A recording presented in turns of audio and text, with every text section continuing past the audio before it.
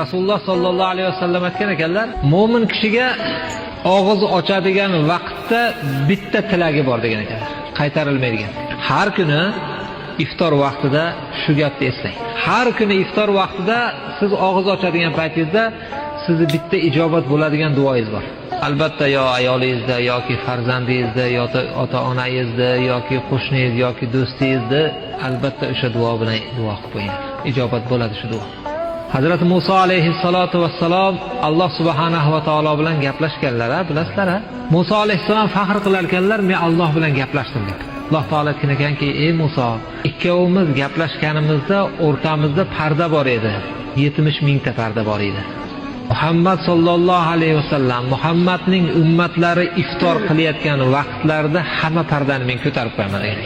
Iftor vaqtida Alloh bilan bandani o'rtasida parda bo'lmaydi. U nimani tilasa tilayversin. O'sha duolar ijobat bo'ladigan vaqtda g'animatlaylik.